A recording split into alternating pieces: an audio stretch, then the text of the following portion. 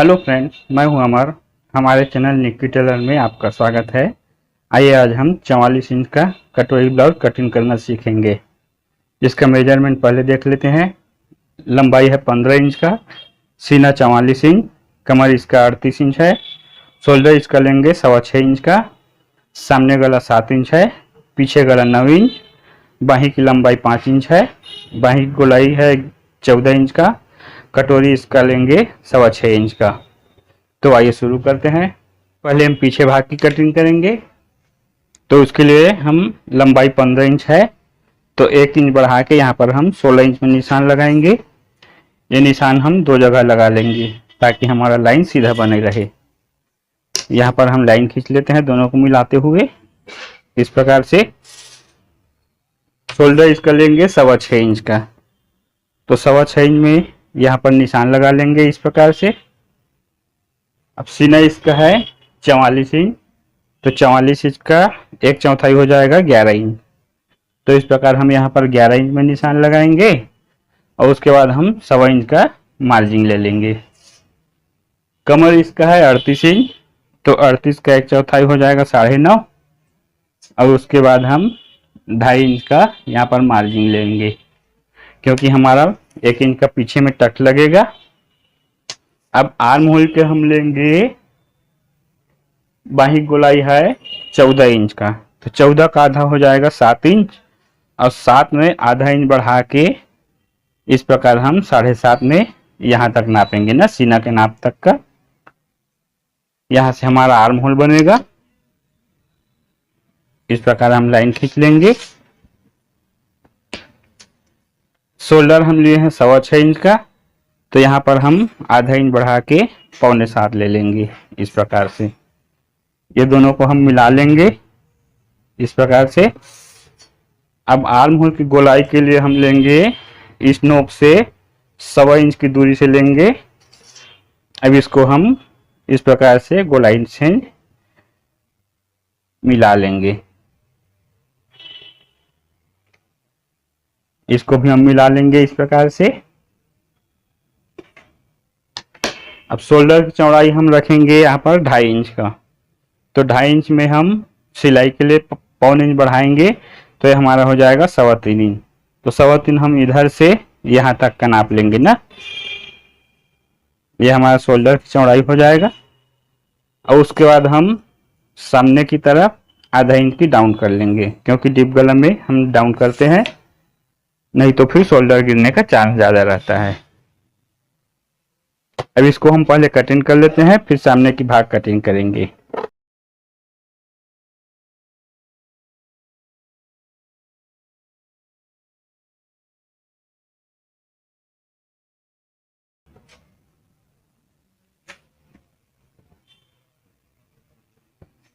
अब सामने की भाग कटिंग करने के लिए हम सबसे पहले नीचे में 1.25 इंच की मार्जिन छोड़ेंगे इस प्रकार से। अब उसके बाद जो पीछे भाग कटिंग किए हैं उसको ठीक इसी के ऊपर रखेंगे। नीचे जो 1.25 इंच मार्जिन छोड़े हैं उसके ऊपर मिला के सामने से बराबर लेते हुए, और ठीक इसी के बराबर हम इसको पहले कटिंग कर लेते हैं। उसके बाद फिर मार्किंग करेंगे। आप चाहो तो दोनों को एक साथ भी कटिंग कर सकते हैं, लेकिन उसके लिए नीचे 1.25 इंच की मार्जिन लेना पड़ेगा।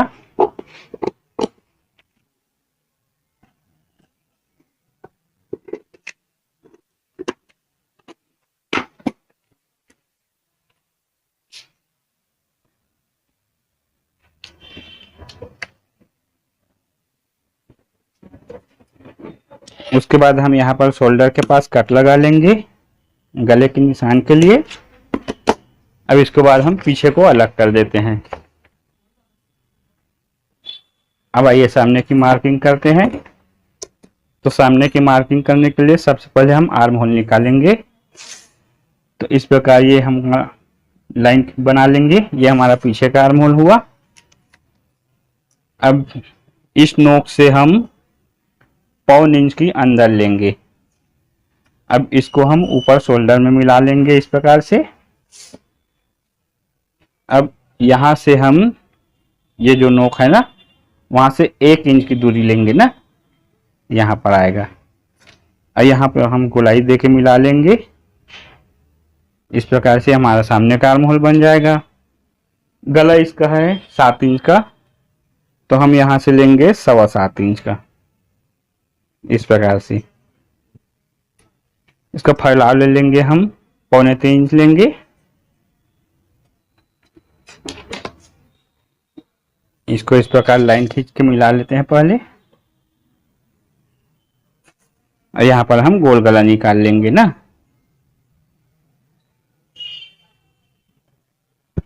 अब बेल्ट के लिए हम लेंगे, ये जो नीचे मार्जिन खींचे हैं उसके ऊपर से लेंगे 3 इंच का, तो 3 इंच में निशान लगाएंगे और 3 इंच में हम इधर भी निशान लगा लेंगे। अब ये दोनों निशान को हम बराबर मिला लेंगे इस प्रकार से। अब कटोरी इसका लेंगे हम 6.25 इंच का, तो 6.25 इंच में सामने से इस प्रकार निशान लगाएंगे और 6.25 इधर भी निशान लगा लेंगे। ये दोनों निशान को इस प्रकार मिला लेंगे। अब ये जो नीचे गला का नोक है ना, वहां से हम 1.5 इंच का ऊपर लेंगे, क्योंकि नीचे का गला 7 इंच है तो ऊपर 1.5 इंच ले लेंगे। और इस प्रकार हम इसको तिरछा यहाँ पर मिला लेंगे। यहाँ से हम थोड़ा सा गोलाई निकाल लेंगे। अब बेल्ट की नोक के लिए हम लेंगे, कटोरी है इसका 6.25 इंच का, तो उसका आधा हम लेंगे 3 इंच 1 सूत इस प्रकार से। और इधर हम ले लेंगे 1.25 इंच के ऊपर। यहाँ से हमारा बेल्ट का नोक निकल जाएगा इस प्रकार से।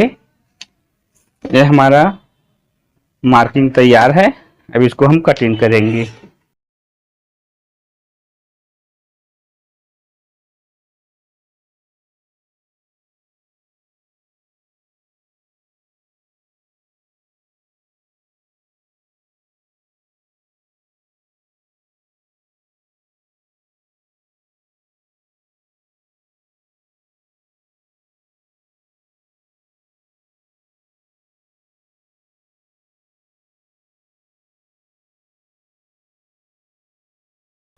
ये हमारा क्रॉस पट्टी और बेल्ट कंप्लीट हुआ।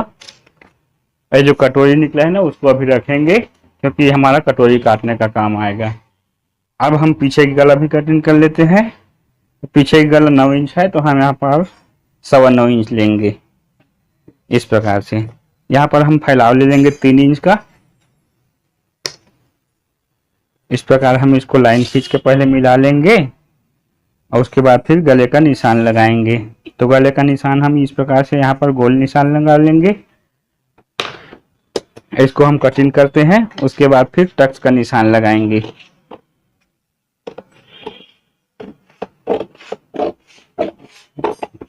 ये हमारा गला भी कटिंग हो गया। अब टक के लिए हम लेंगे, कमर है 38 इंच, तो 38 का 1/4 हो जाएगा 9.5, और 9.5 का आधा लेंगे हम यहाँ पर 4.25, तो 4.25 में यहाँ पर निशान लगाएंगे और 1 इंच का टक्स ले लेंगे। ऊपर हम लेंगे 5 इंच का लेंगे इस प्रकार से।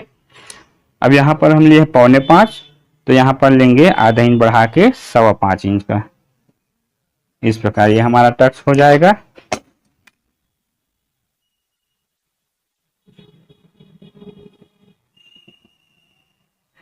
पीछे पल्ला भी कंप्लीट हुआ। अब उसके बाद हम बाही कटिंग करते हैं। बाही कटिंग करने के लिए इस प्रकार हम पेपर को फोल्ड करेंगे पहले।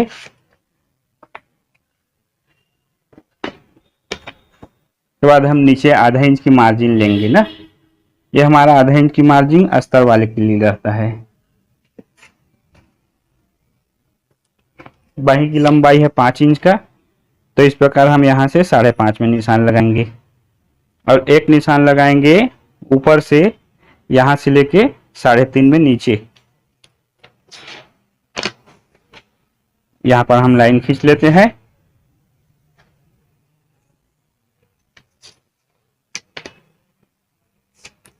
बाही की गोलाई है यहाँ पर 14 इंच का, 14 का आधा 7 इंच में इस प्रकार निशान लगाएंगे और 1 इंच बढ़ा के यहाँ पर हम 8 इंच लेंगे।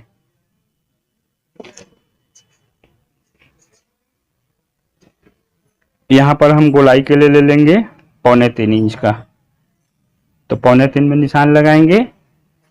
इसको हम मिला लेते हैं पहले ना, इस प्रकार यहाँ पर मार्जिन छोड़ देंगे।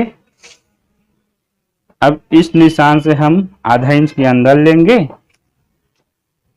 और ये निशान और ये ऊपर जो निशान लगा है 3.25 इंच में, ये दोनों को इस प्रकार मिला लेंगे। यहाँ पर हम थोड़ा हल्का सा गोलाई लेंगे और यहाँ भी हम गोलाई निकाल लेंगे इस प्रकार से। इसको हम कटिंग करेंगे।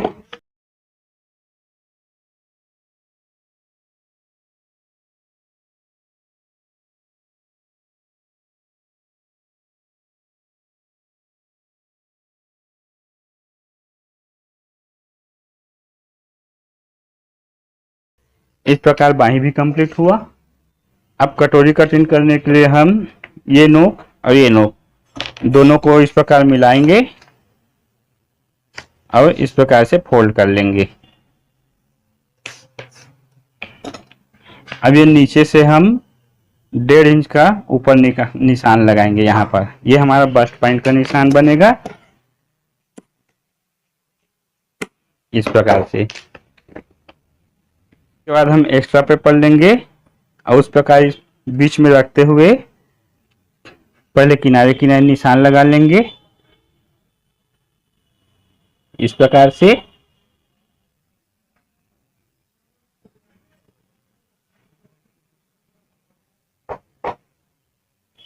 ये निशान हम यहाँ तक लगाएंगे ना, एक निशान लगाएंगे बस्ट पॉइंट का और एक निशान लगाएंगे ये बी सेंटर का।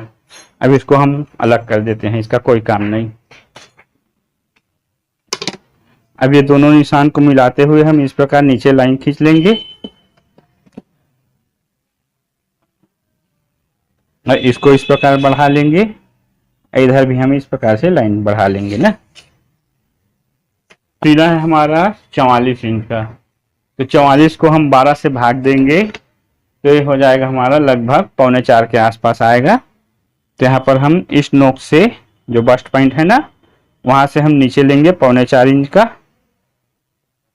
3.25 इंच में इस प्रकार निशान लगाएंगे। अब 3.25 का आधा हो जाएगा हमारा 2 इंच में 1 सूत कम। तो 2 इंच में 1 सूत कम में हम 1/4 इंच कम करेंगे तो हमारा हो जाएगा 1.5 इंच और 1 सूत बचेगा। तो इस प्रकार हम 1.5 इंच 1 सूत में इधर निशान लगाएंगे और 1.5 इंच 1 सूत इधर निशान लगाएंगे। ठीक है दोस्तों, अब ये को हम मिला लेंगे इस प्रकार से।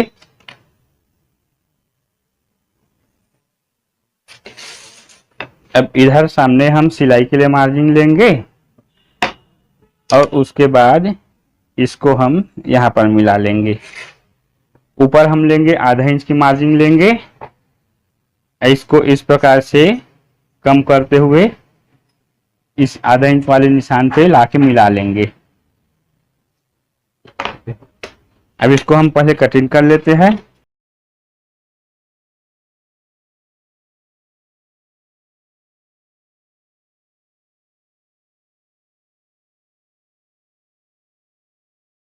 अब इसमें हम निशान लगाना है हमको कट, तो इस प्रकार इसको फोल्ड करेंगे दोनों को मिलाते हुए बीच में,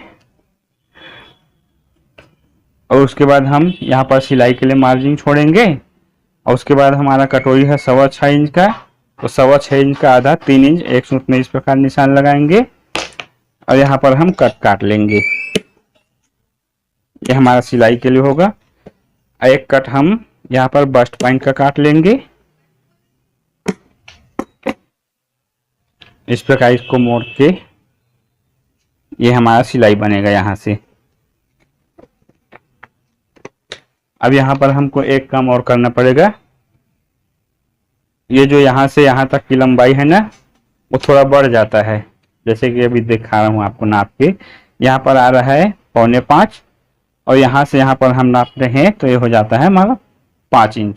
1/4 इंच बढ़ जाता है, तो इसको 1/4 इंच को हम यहाँ से हम कटिंग कर लेंगे। तो ये जो डार्ट का पॉइंट जो निशान लगा है ना, वहां से लेके यहाँ तक हम काट के अलग निकाल लेंगे इसको। इस प्रकार हमारा कटोरी भी कंप्लीट हुआ।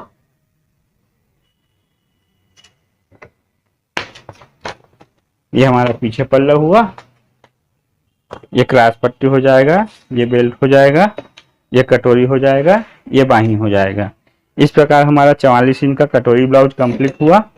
वीडियो पसंद आए तो लाइक करें, कमेंट करें, सब्सक्राइब करके रखें ताकि आने वाला वीडियो आप तक जल्दी से पहुंच सके।